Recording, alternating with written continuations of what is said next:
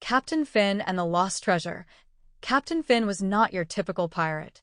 While most pirates were big and rough, Captain Finn was small and young, but with a heart as bold as the open sea.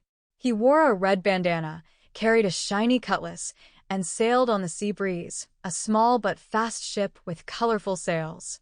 Finn and his loyal crew, made up of his best friends, a parrot named Polly, a mischievous monkey named Bongo, and a fearless girl named Clara, sailed the seas looking for treasure.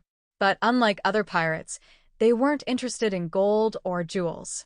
No, Captain Finn was on a quest to find the lost treasure of imagination, said to be the most valuable thing in the world. One sunny morning, as the sea breeze was anchored in a quiet bay, Captain Finn received an old, tattered map in a bottle.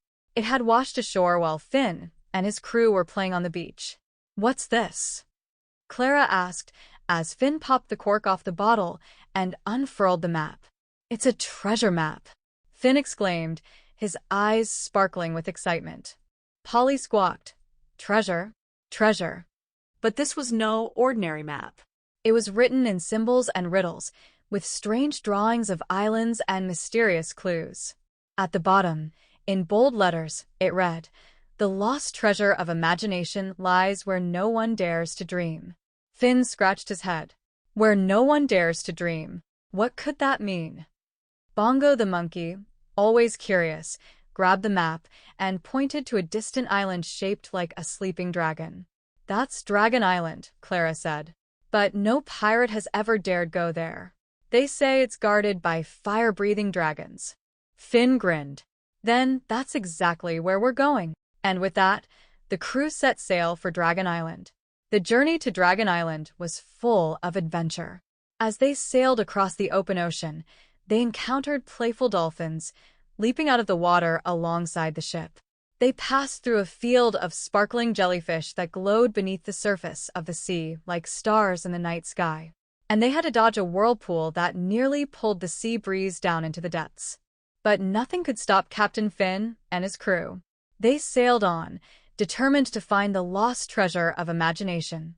When they finally reached Dragon Island, it was even more mysterious than they had imagined. Thick mist swirled around the island, and the rocky cliffs loomed high above the crashing waves. As they approached the shore, the sea breeze creaked and groaned, as if the ship itself was nervous about what lay ahead. "We're here," Finn said, tying up the ship and hopping onto the sandy beach. Clara followed, her eyes scanning the cliffs for any sign of dragons.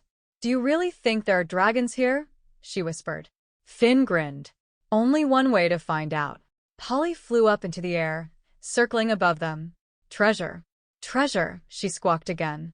Bongo swung from a tree, his tiny hands reaching for coconuts. The island was lush and green, with trees that seemed to whisper in the breeze.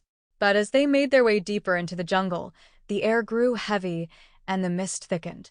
Soon, they came upon a large stone door carved into the side of a cliff.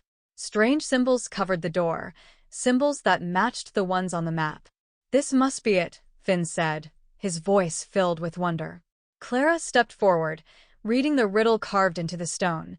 "To open the door, you must answer the question, what is more valuable than gold, yet weighs nothing?"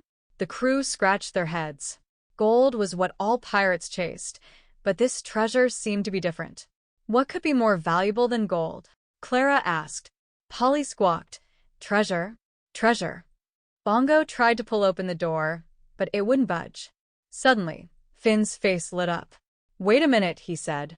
"The map said the treasure is the lost treasure of imagination, right? And it lies where no one dares to dream." He turned to Clara, excitement growing in his voice. "The answer is imagination. Imagination is more valuable than gold, and it weighs nothing." Clara's eyes widened. "You're right. It's our dreams and ideas that are worth the most." Finn stepped forward and said loudly, "Imagination." The stone door rumbled and slowly slid open, revealing a glowing cave beyond.